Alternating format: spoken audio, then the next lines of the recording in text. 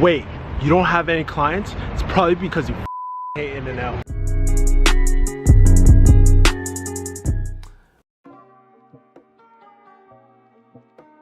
So chances are you're watching this video because you do not have any clients. And I'm telling you the reason why you have no clients is because you probably hate In-N-Out. So if you don't like In-N-Out and you're probably a Shake Shack fan, get the out first of all. Because I want to tell you, In-N-Out has the secret of how to keep your client and maintain your client relationships. Don't believe me? Let's get into it. So first thing, I need to check my notes. What are your biggest struggles of getting your first client? Love to hear back from you guys. First thing, you know exactly what you're getting at In-N-Out. See, here's the thing. When you go to In-N-Out, any In-N-Out, it's pretty much always the same. It is always consistent. You know exactly what you're getting. You're not getting the fanciest burger and stuff like that. Not like freaking Shake Shack or anything like that. You're getting a consistent, high quality burger. So it's just like clients. Your clients should know exactly what they're getting when they work with you. There should be no surprises. Have you ever met that person who is like, you know, when you first meet them, they're all great. And then when you actually work with them or become friends with them and get to know them better, they're totally a different person. So that is the first thing. Your clients need to know what exactly your deliverables are.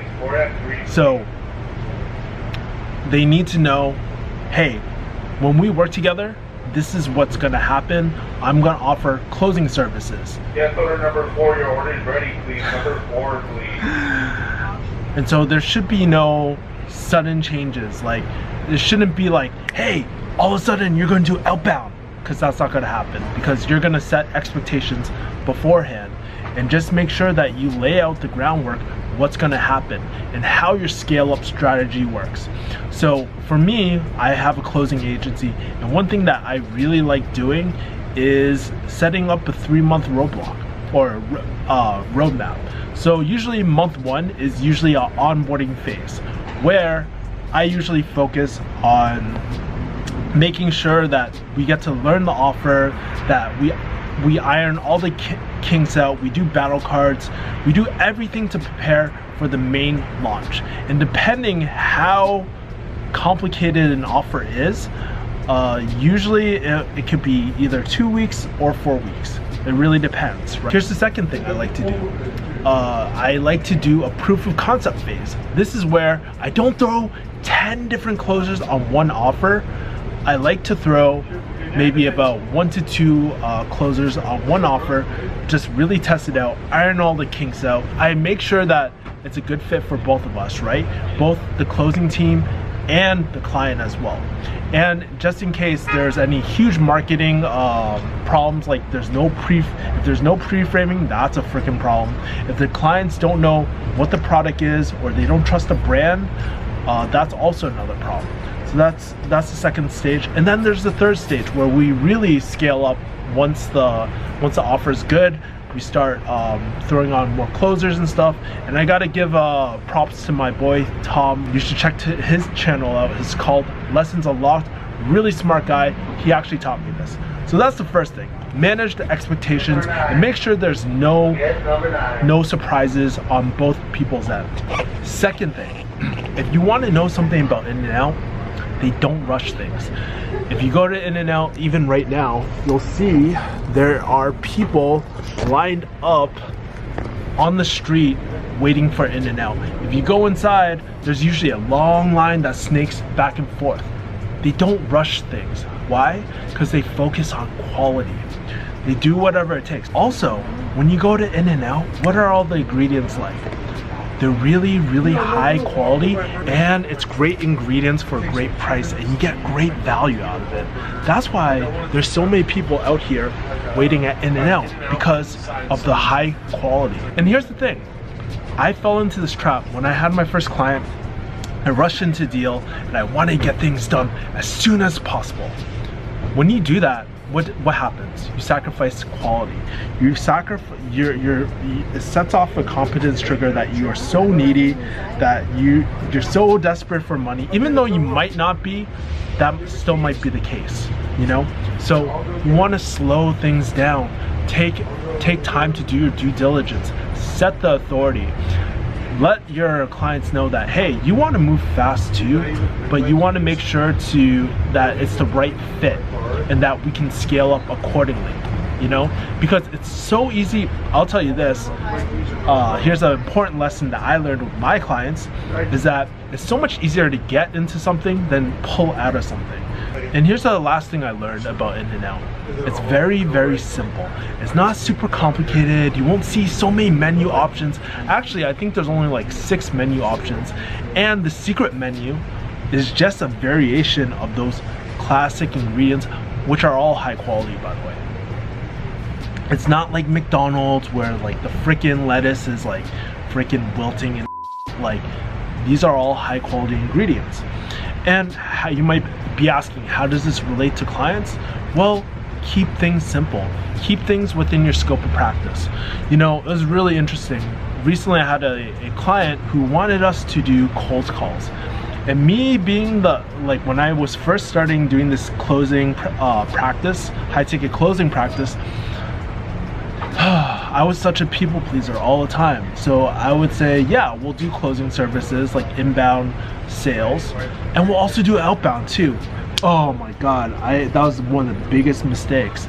I didn't really want to do it, but because I was so focused on trying to win that client, and I didn't stop myself to ask myself, hey, what would best serve this client? That's how I ended up in a lot of freaking trouble. And you should really narrow down your scope of practice too, because you can't do everything under the sun, and you shouldn't do everything under the sun, because guess what? That is doing your client a disservice, actually, you know? So, yeah, so LA, baby. Anyways, so that is something really important, is that don't overextend your scope of practice. Really focus on the deliverables, the best deliverables that you can have when you are serving your clients, right? And sometimes when things get really complicated, when your client wants you to do so much, you know, sometimes it's just best to keep it simple. Rather than have 10 million clients, just have a few clients. A few clients can actually feed a whole closing team, which is freaking crazy, right? So sometimes we always think like, oh, we need these complicated processes and systems and stuff. So even when you're scaling up, keep it lean, keep it simple. Test, who knows, you might not need a CRM, you might not need 10 closers, you might not need 10 clients to support your lifestyle needs. It could just be one high ticket client, and that will feed you. So anyways guys,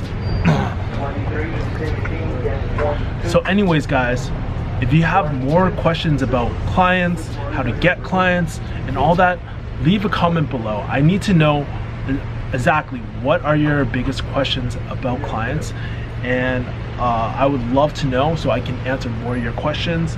And I want you to make sure you watch my whole high ticket closing playlist, because I actually talk a lot about clients, and I have a lot of existing videos for you to watch to help you secure your first high ticket client and really get the client of your dreams. And finally, it's time for my In-N-Out, so get the out of here so I can eat. It's 10 minutes old, so it's probably cold as because of you. Love you guys. Take care. Peace out. Over here. To go, please.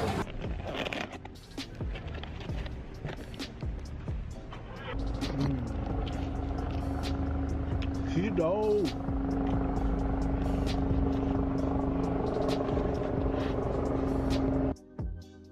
My parents' first time at In-N-Out.